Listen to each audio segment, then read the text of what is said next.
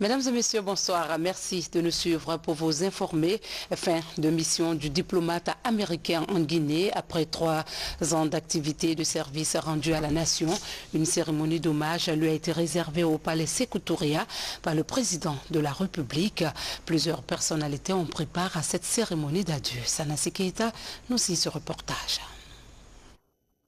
Après 3 ans d'intenses activités en Guinée pour le renforcement de l'axe de coopération Conakry-Washington, Denise Ankeïse rentre définitivement. Au palais Sékou Touréa, une cérémonie d'adieu a été organisée à cet effet par le président de la République pour rendre un vibrant hommage à ce diplomate qui s'est toujours illustré pour faire en sorte que les relations de coopération entre la Guinée et les États-Unis d'Amérique se diversifient. Décrète, article 1er. Le grade de commandeur de l'Ordre national du mérite de la République de Guinée est décerné à son Excellence, M. Denis Bruce Henkis, ambassadeur des États-Unis d'Amérique en République de Guinée, pour sa contribution au renforcement des relations d'amitié et de coopération entre les États-Unis d'Amérique et la République de Guinée. Article 2. Le présent décret, qui prend effet à compter de sa date de signature, sera enregistré et publié au journal officiel de la République. Conakry, le 13 décembre 2018, professeur Alpha Condé, grand maître des ordres nationaux de Guinée. Au nom du président de la République, grand maître des ordres nationaux et en vertu des pouvoirs qui nous sont conférés, nous faisons commandeur de l'ordre national de mérite de la République de Guinée.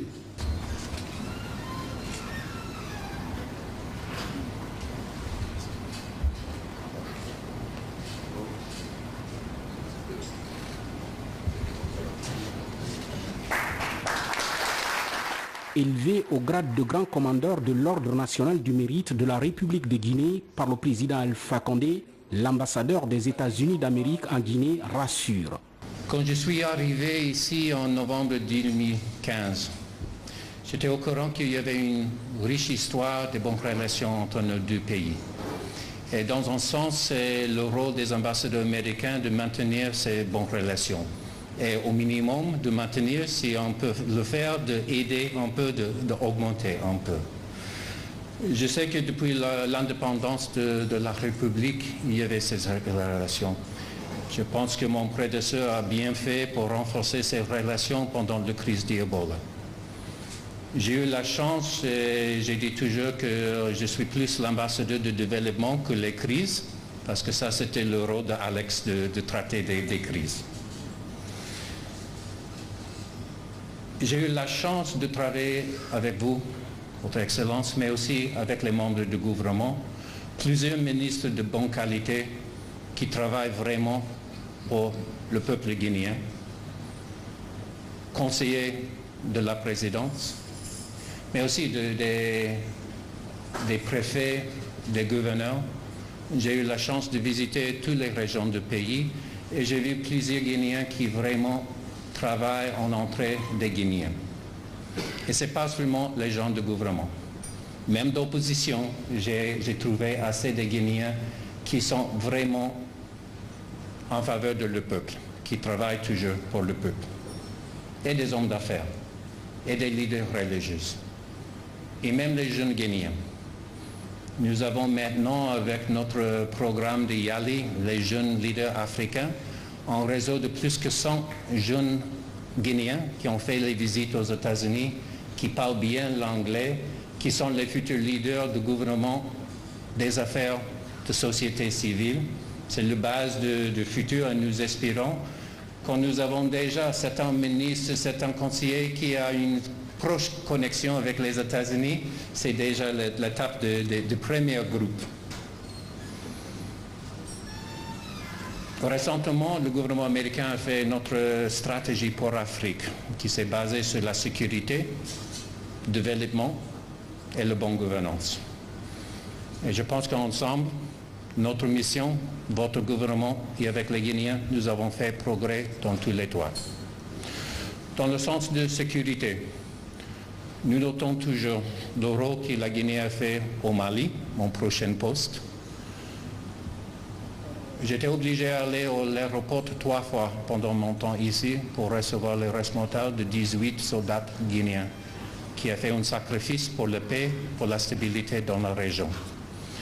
Et ça, c'est une preuve d'entrée de la Guinée pour aider dans la stabilité, de jouer un rôle très important contre le terrorisme, contre l'instabilité. Récemment, les forces armées ont créé un bataillon contre les terroristes qui, dans un mois, plus ou moins, il va participer dans un grand exercice américain à Burkina Faso.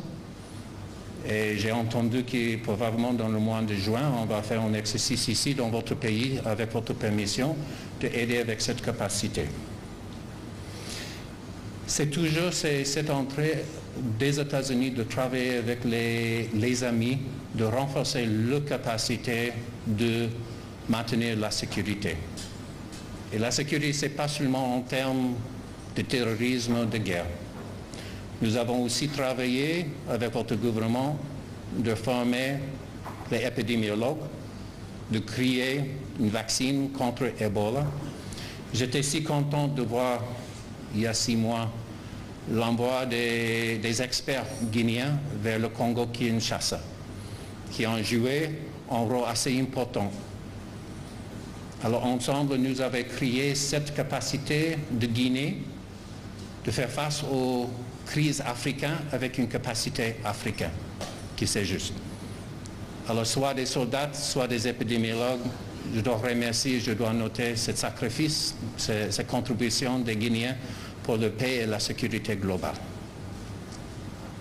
En termes de développement, je pense que c'est assez important que vous avez les leaders du secteur privé ici.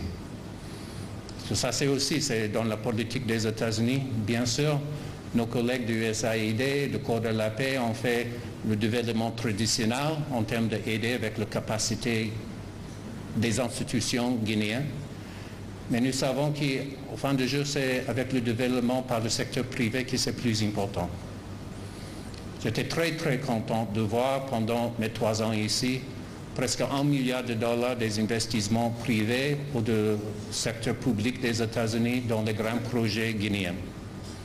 Bien sûr, c'est dans le secteur des mines, mais aussi j'étais très content de voir des investissements dans le secteur bancaire, télécommunications, habitation, agricole, santé. Alors c'est vraiment cette division, diversification de l'économie guinéenne que je sais c'est votre priorité. Particulièrement, j'étais content de voir les investissements dans le secteur agricole. Je sais ça proche à votre cœur. Même qu'on a commencé avec les exportations de fonio aux États-Unis, dans l'emballage très, très joli. C'est plus que 70% des investissements américains de USAID, CDC, NIH qui s'est fait dans le secteur de santé. Et là, généralement, pour les PTF, c'est difficile de voir quelque chose de concret qu'on peut noter quel est le progrès. Mais avec nos collègues du secteur de santé, quand vous êtes arrivé comme président en 2010, la prévalence de paludisme dans votre pays était 45%. À un moment donné, 45% de la population a passé avec cette maladie. Maintenant, presque 9 ans après, le taux c'est 15%. Alors ça c'est une diminution de 2/3 avec l'assistance, mais vraiment c'est avec le pouvoir, c'est avec le professionnalisme des experts guinéens du secteur de santé. Et quand paludisme, c'est plus une maladie de Guinée profonde que de Conakry. Ça, c'était le preuve de l'importance de santé communautaire, des organisations avec la population, avec le plus proche. En termes de l'économie, quand je suis arrivé, c'était difficile votre situation. Vous avez passé 3 ans de crise d'Ebola et en sortant, il y avait la délégation FMI ici pour dire non, Il faut balancer tout, on ne peut pas utiliser les fonds, il faut être très sérieux. Mais à l'époque, il n'y avait pas de croissance économique, les investisseurs ont quitté le pays, il n'y avait pas de réserves et l'inflation était sévère. Pendant ces 3 ans, le taux d'échange reste presque toujours à 9 000. On a vu une croissance de l'économie de 8 à 9% chacun. Hors des investissements américains, il y avait plusieurs investissements. On parle toujours de mon collègue de la Chine. Bien sûr qu'il y avait les investissements de la Chine, mais aussi de l'Europe, de la Russie, des pays arabes, des pays voisins. Alors maintenant, on voit la croissance économique. Et ce que j'ai vu important est qu'avec cette augmentation des revenus, le gouvernement a augmenté vos investissements dans le secteur de santé, secteur d'éducation, secteur d'infrastructure. J'ai eu la chance de visiter toutes les régions de votre pays. Et en chaque capitale régionale, je vois les investissements dans l'infrastructure, dans les écoles, dans les centres de santé, dans la communication. Alors c'est vraiment, j'étais dans les autres pays, c'est sûrement le capital qui bénéficie de croissance économique, mais je dois dire que de Fouta jusqu'à la région forestière, il y a des efforts. C'est limité, bien sûr, avec la capacité, mais la bonne volonté, c'est évident. En termes de bonne gouvernance, je pense que la chose que j'ai plus aimé pendant mon temps ici, dans le fin de 2016, commencement de 2017, j'ai fait les voyages avec les représentants de mouvances de l'opposition et avec son Excellence le ministre d'administration territoriale de parler de procès de paix, de procès politique. Nous avons visité tous les capitaux. Et ce que j'ai marqué en tous ces villages, toutes ces villes, était le fait qu'il y avait les représentants de les deux tendances. De temps en temps, ils sont très fâchés l'un avec l'autre. Mais dans la table, ils étaient civils, ils ont discuté leurs divergences, ils ont discuté les problèmes. Et j'ai vu que la population était très contente de voir le leader de deux côtés de se traiter avec respect.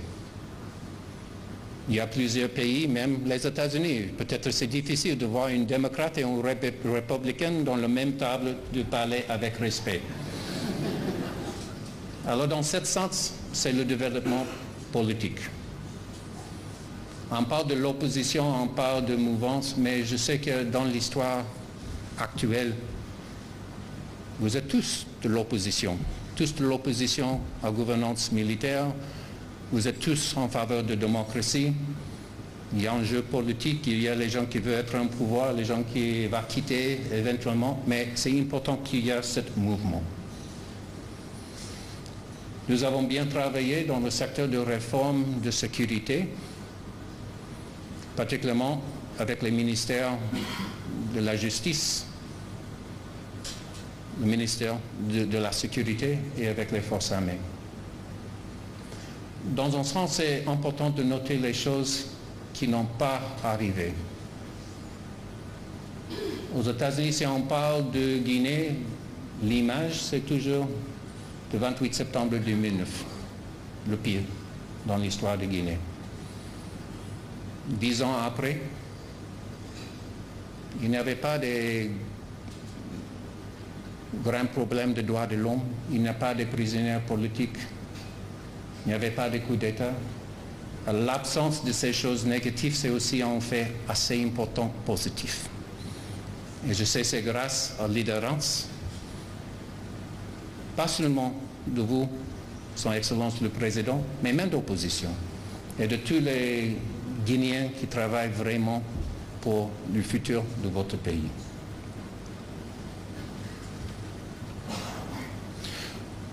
je dois saluer et remercier tous mes collègues de corps diplomatique. Avec ce voyage, avec l'opposition et la mouvance, c'est dans mon rôle comme l'un des participants, des 5 membres des observateurs de procès de paix, de comité de suivi. La France et moi, nous sommes les seuls qui sont ici depuis le commencement, mais c'est le rôle de l'Union européenne, de CEDEAO, de l'ONU, tous ensemble le corps diplomatique qui c'est là avec vous pour aider, pour trouver la paix, pour trouver le progrès. Et parmi mes collègues africains, arabes, le futur doyen du groupe des Américains à Cuba, avec mon départ, je suis arrivé 2 jours avant lui. Mais tous, même avec les pays qui, bon, c'est peut-être nos concurrents, mais je vois que tous les ambassadeurs ici, leur mission c'est le même, d'aider la Guinée. Et bien sûr, je dois remercier tous mes collègues. Ils ne sont pas tous présents, mais les leaders de mission américains, 2 en particulier, Hugo Gier, c'est où? Ok, viens. Vous savez, ils ont envoyé 3 mois en République de Congo. J'étais absent. Vous avez même pensé que j'ai quitté votre pays sans dire adieu. Alors Hugo a été chargé de faire pour plus que 6 mois pendant mes 3 ans ici. Tous mes collègues de développement, de santé, de sécurité, d'administration, de corps de la paix, ils ont fait un bon service. Je dois noter votre petite sœur, Lise. C'est la seule, Lise Martel de CDC, qui était ici pendant la crise d'Ebola. Et c'est l'image en personne d'assistance des États-Unis, mais aussi de collaboration avec la Guinée contre cette épidémie. Monsieur le Président, pendant notre première réunion en novembre 2015, j'ai fait un héros. J'ai parlé de Guinée comme un pays qui est plein de potentiel. Et vous avez dit, non, arrête. On a parlé de potentiel de mon pays pour 40 ans. Maintenant, c'est le moment de concrétiser. Et je pense que pendant ces 3 ans, même qu'il y a beaucoup qui reste à faire, on a bien concrétisé. Et j'espère qu'avec les petites contributions des États-Unis, nous avons aidé. Et j'espère que dans le futur, les Guinéens peuvent bien profiter de tous les bénéfices que Dieu a donnés à ce pays. Alors vive la coopération, vive les États-Unis, vive la République du Guinée.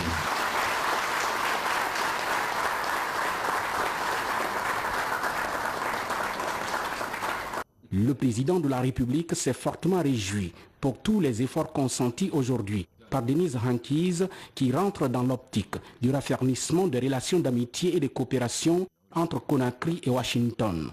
Mesdames, Messieurs les membres du gouvernement des institutions républicaines, Mesdames, Messieurs les membres du corps diplomatique et consulaire, chers invités, j'ai toujours dit que je suis toujours triste de se séparer. Malheureusement, c'est le destin des ambassadeurs. Ils viennent, c'est au moment où ils connaissent mieux le pays, où on s'habitue à eux qu'ils partent. Donc c'est en quelque sorte un éternel reconnaissement. C'est un peu comme ceux de Sisyphe. Vous partez et vous recommencez. Donc c'est la pierre qui roule toujours. Vous n'avez pas le temps de capitaliser sur ce que vous avez apporté, vous allez dans un autre pays. Mais je suis très content que vous allez chez mon frère Ibeka. Vous savez que le président du Mali, le président du Niger et le président du Burkina sont mes amis depuis les bancs de l'université. Nous avons été ensemble à la Fédération de l'Océan d'Afrique Nord en France. Donc je suis très heureux que vous alliez dans ce pays, qui est un très grand pays, un pays historique, car je dis souvent, n'en déplaise à mon cher ami l'ambassadeur de France, qu'au Moyen-Âge, Tombouctou avait la bibliothèque de Tombouctou avait plus de livres que la bibliothèque de France. Donc c'est un pays historique, malheureusement qui est confronté aujourd'hui à une épreuve extrêmement difficile de terrorisme Et nous sommes très heureux donc que vous soyez là-bas parce que nous pouvons continuer à travailler ensemble pour aider nos frères du Mali. Et pendant votre séjour, nous avons eu à renforcer la coopération militaire parce que les États-Unis et la France nous ont beaucoup accompagnés pour la formation de nos forces à Kindia, nos forces qui participent aux côtés de nos frères maliens à la lutte contre le terrorisme. Les États-Unis nous ont fourni beaucoup de matériel, de blindés, autres, etc. Et aussi, pendant votre séjour, j'ai eu la chance, en président de l'Union africaine, d'avoir eu le dîner avec le président Trump et d'échanger beaucoup, ainsi qu'avec les autorités américaines. Aussi de recevoir mon ami, l'actuel sous-secrétaire d'État aux affaires africaines, qui était ambassadeur des États-Unis lorsque j'ai passé la mauvaise épreuve où j'étais en prison, n'est-ce pas, mon cher secrétaire général Kirby. Et je pense que les relations, surtout, se sont beaucoup développées sur le plan économique, car avant, la présidence des États-Unis, c'était surtout les mines avec Alcoa. Mais aujourd'hui, nous avons les États-Unis dans le secteur de l'énergie avec Andover. Nous avons dans le secteur de l'agriculture et de gaz avec Guinée Gaz, mais aussi avec Miman Hidrocarbures, ancien administrateur des États-Unis à la BAD, et qui aujourd'hui investit dans le domaine de l'agriculture. Et donc nous avons aujourd'hui la présence, sans compter la participation des États-Unis avec la Grande-Bretagne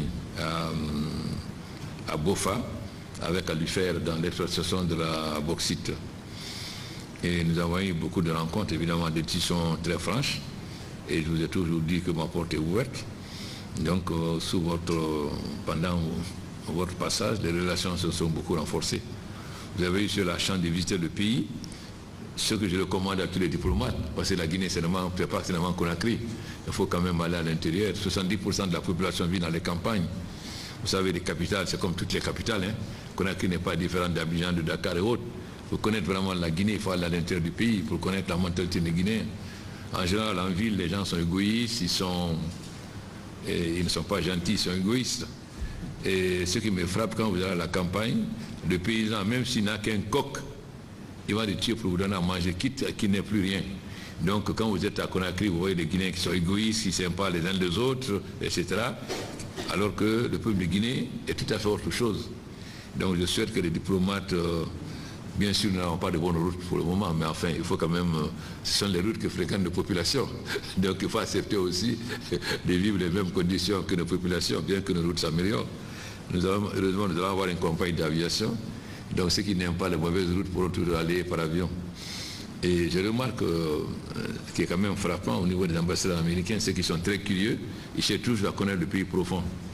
Aussi, pendant votre séjour, nous avons eu à renforcer les Peace Corps, car les Peace Corps ont été lancés sous le président Kennedy et nous ont beaucoup apporté. Donc j'ai demandé très tôt à ce que vous renforcez la présence des Peace Corps. Je crois que on en a beaucoup, je ne sais plus combien. Dernièrement, on a reçu le corps après de 70, je crois. Donc c'est moi qui le mets parce que je pense que les Peace Corps sont très utiles. Ils sont dans les campagnes. Ils vont là où les Guinéens même ne veulent pas.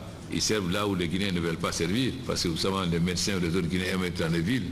Nous avons l'avantage avec nos frères de Cuba et les Peace Corps qui acceptent de servir dans les villages les plus reculés où il n'y a pas d'électricité, où il n'y a rien, etc. Et je pense donc que nos relations sont beaucoup renforcées pendant votre séjour. Nous avons eu donc à rencontrer les autorités américaines. Et lors du passage du secrétaire d'État, il a promis donc de m'organiser un voyage aux États-Unis pour rencontrer les oppositions politiques, mais aussi les hommes d'affaires, pour renforcer davantage la présence américaine en Guinée dans le domaine des investissements. Comme je dis, la Guinée est le chance gardée de personne. Il y a de la place pour tout le monde. Nous sommes un pays indépendant, souverain, ouvert. Nous collaborons avec tout le monde sans complexe, mais nous n'acceptons pas qu'on nous dicte avec qui on doit collaborer. Nous avons des richesses, nous voulons les mettre en valeur. Comme vous avez dit que la Guinée était un scandale, mais à quoi ça sert d'avoir plus de la moitié des ailes de bauxite du monde si on n'exploite que 20%, ça veut dire qu'on n'a que 7% de la production. Alors que l'Arabie Saoudite, la Guinée doit être comme l'Arabie Saoudite au niveau du pétrole, donc on doit être le premier exportateur de bauxite et d'alumine. Donc tout ce qui vient investir dans l'alumine, nous n'aurons pas la couleur s'il vient de la planète Mars ou pas. Nous sommes d'accord tant qu'il s'agit d'investir pour transformer. Parce que si ça reste sous sous-sol, ça ne sera pas la population guinéenne. Donc nous n'avons aucun complexe, tous y viendront. Et s'il plaît à Dieu, d'ici 2020, nous serons à 100 millions de tonnes de bauxite et aussi combien d'alumine. Donc nous sommes le premier exportateur de bauxite, comme l'Arabie Saoudite est le premier exportateur de pétrole, ce qui est tout à fait normal. Et nous espérons aussi pouvoir développer bientôt les minéraux de fer, de bauxite, de platine et de cobalt, etc. Nous souhaitons, comme je l'ai dit souvent lorsque j'étais au Japon, au premier ministre japonais, que la Japan a des grandes sociétés comme Mitsubishi, son président en Guinée, et dit la même chose au premier ministre indien. Nous souhaitons que tout le monde soit là, donc nous sommes très heureux de la nouvelle politique américaine d'investir en Afrique. Maintenant, dire que vous le faites pour contrer la Chine et la Russie, ça c'est vos problèmes. Nous, notre problème, c'est qu'il y ait le maximum d'investissement en Guinée, c'est pour faire développer l'économie guinéenne. Donc je vous souhaite très bon séjour. J'ai eu déjà échangé avec mon frère Ibeka. Je suis certain que vous allez apporter beaucoup au peuple malien, surtout nous aider à éradiquer le terrorisme. Mais il est évident qu'il ne s'agit pas seulement de mener une bataille militaire. On ne pourra jamais vaincre le terrorisme militairement si on n'arrive pas à le vaincre aussi sur le plan économique. Parce que si nos jeunes acceptent d'aller au terrorisme, c'est parce qu'ils sont pauvres. Le terrorisme est basé sur la misère et la pauvreté. Donc le développement économique, la diminution de la pauvreté est extrêmement important dans la lutte contre le terrorisme. Je disais une fois à un débat en France, sur quoi c'était Rideau Rouge, avec Rabah Mrandam et Kouchner. Je disais aussi que quand on dit à un jeune Palestinien, si tu meurs, tu vas avoir les plus belles femmes au paradis, etc. etc. Bon, il accepte de se faire sauter. Mais s'il a ces belles femmes en paradis, pourquoi il va se faire sauter?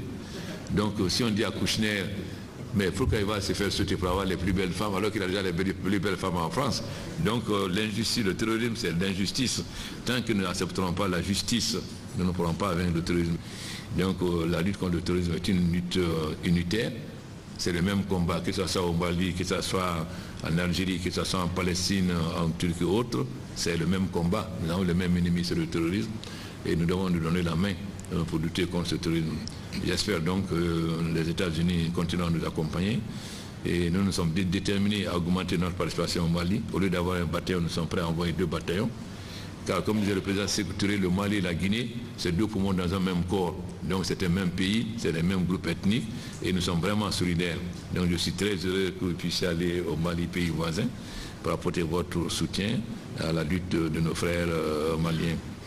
Et en tout cas, nous gardons un très bon souvenir de vous. Et comme vous êtes au Mali, vous pouvez venir en Guinée même par la voiture. Surtout qu'on est en train de faire la route nationale. Donc vous n'avez même pas de difficultés parce que les routes seront très bonnes. Donc, sans compter le chemin de fer que nous aurons bientôt, s'il peut être à Dieu. Donc j'espère que vous viendrez de temps en temps en vacances en Guinée, parce que vous n'avez pas encore tout visité. Je ne suis pas sûr que vous avez visité Koundara et les forêts de Nyoko-Kuroba. Je ne suis pas très sûr. Donc encore, vous avez beaucoup à faire. En tout cas, j'espère vous revoir très bientôt et je vous souhaite bon séjour et bonne chance dans vos nouvelles fonctions. Merci.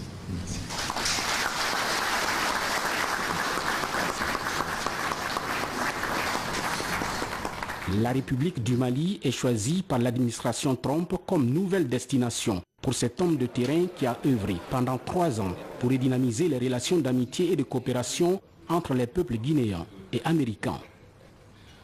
Voilà, c'était la cérémonie d'adieu de l'ambassadeur des États-Unis en Guinée au palais Sékou Touré. Le président de la République s'est rendu ce matin dans quelques structures sanitaires du pays. Professeur Alpha Condé a rendu visite à des malades à Ignastine et à l'hôpital sino-guinéen où il a également pris part à la levée de corps de Mamadou Koto Baldé, commerçant décédé le 26 janvier des suites de maladies. Compte rendu Sanassi Keita. Toujours alité à l'hôpital Ignace Dine, Massiré Fofana reçoit encore la visite du président de la République. Professeur Alpha Condé est venu dans ce centre hospitalo-universitaire pour davantage s'enquérir des nouvelles de cette malade, atteinte d'un AVC, accident vasculaire cérébral. Et juste après ici, professeur Alpha Condé a pris la direction de l'hôpital de l'amitié sino-guinéenne. Dans cette structure sanitaire du pays, professeur Alpha Condé est venu présenter ses condoléances les plus attristées à la famille Baldé suite au décès de Mamadou Soto Baldé, commerçant, et prendre ainsi part à la levée du corps de ce dernier. Le fils du défunt, encore sous le choc, témoigne.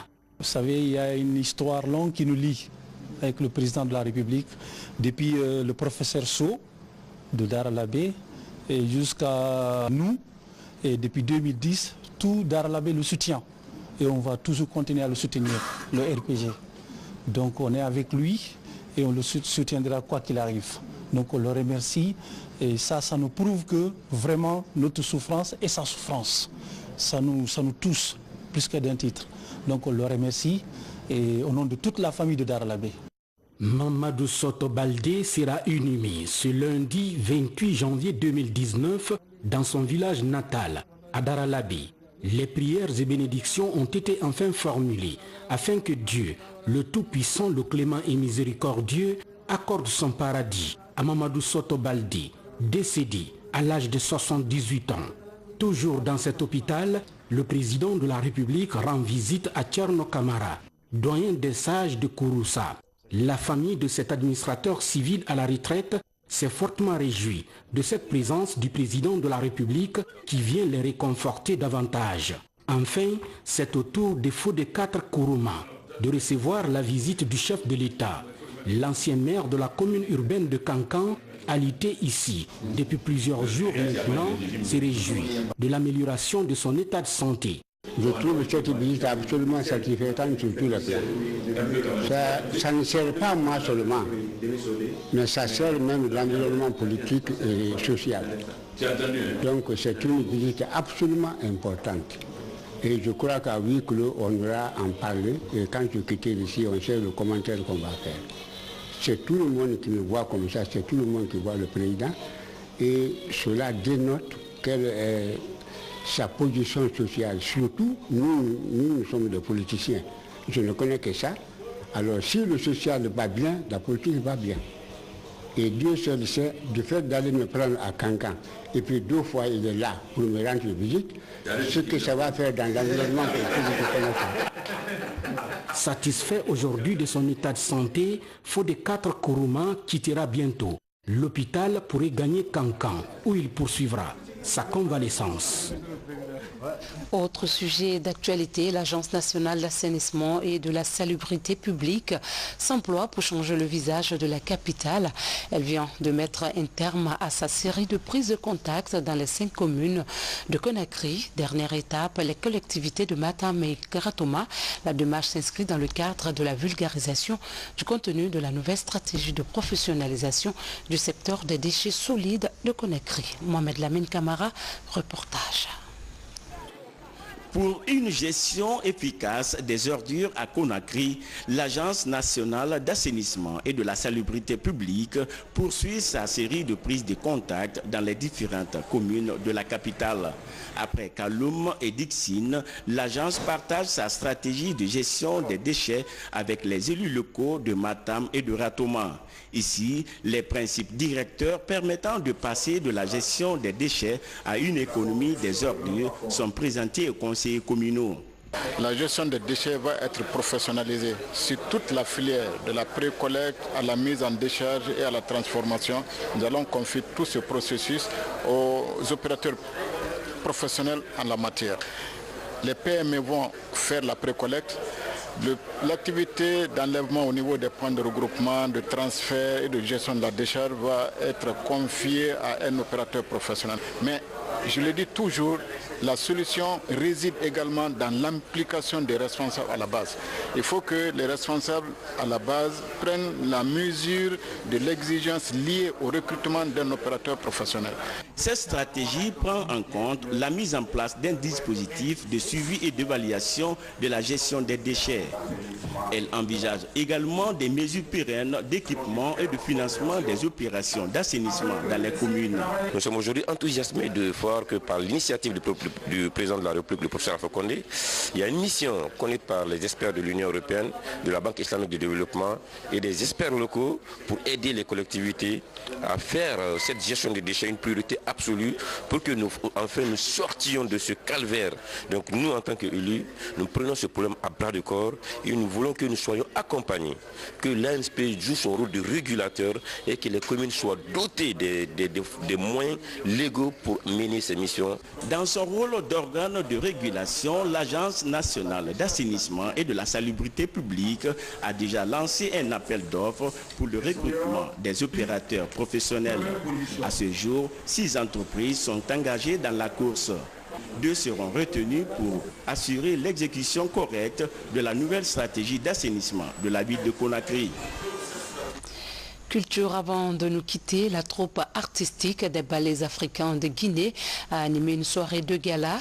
La troupe aujourd'hui rajeunie a offert une scénographie fabuleuse qui a tenu en haleine son public pendant 90 minutes. Tabansila était de la partie. 1948-2018, il y a 70 ans, naissait le groupe emblématique, les Ballets africains de Guinée. La troupe artistique traverse les âges et se renouvelle sans perdre la vigueur de son âme sur scène. Aujourd'hui, les ballets, après une période d'hivernation, préparent la conquête du monde. J'estime ici 50 personnes ont décidé à reconquérir le monde entier. Ce que on a voulu montrer aujourd'hui. C'est des gens courageux. Et je pense qu'il fallait qu'ils montrent aux Guinéens qui vont aller à l'étranger et qui vont représenter les couleurs de la nation. Moi, je veux que tous les Guinéens se disent que soutenir les ballets africains, c'est soutenir la Guinée.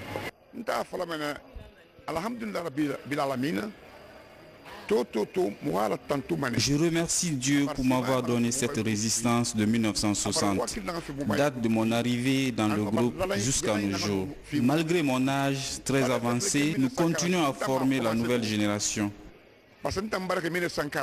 Après plusieurs mois de préparation, les 55 membres du groupe des ballets africains sont attendus dans 70 villes du monde les 2 prochaines années. Les Émirats arabes unis seront les premières destinations. Ce spectacle de revoir de 90 minutes non-stop a confirmé l'attrait international des ballets africains. Dans cette salle, peu de Guinéens sont venus acclamer le porte-étendard le plus emblématique de la culture africaine. À un moment donné, on a commencé à mettre les ballets africains dans un statut général. C'était une grosse erreur. Nous maintenant, on est en train de ramener les ballets dans leur vrai statut. Parce que vous imaginez que la salle était presque moitié européenne. La salle était moitié européenne. Vous comprenez ça? Donc il va falloir que les Guinéens comprennent que c'est leur ballet aussi. Que je vienne à la maison. Je suis ici ce soir parce que je suis en Guinée en ce moment pour faire un stage de musique.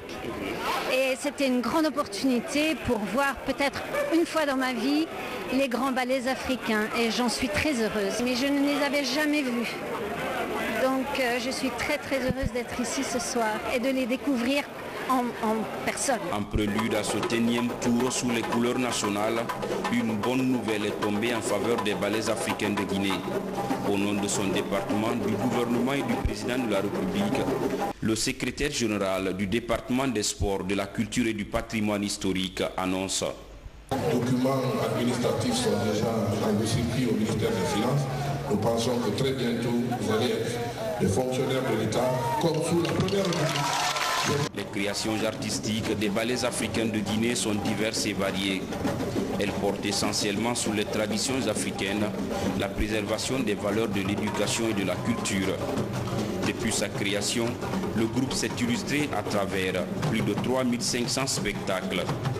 La première grande représentation a eu lieu au théâtre de l'Étoile des Champs-Élysées à Paris en novembre 1952. Depuis, l'œuvre de Keita Fodeba va de succès en triomphe. Voilà, ainsi s'achève ce journal. Merci de l'avoir suivi. Restez avec nous pour suivre à 21h30 le journal de la Guinée profonde, une édition consacrée aux réalités de l'intérieur du pays. Bon début de semaine à tous et à très vite.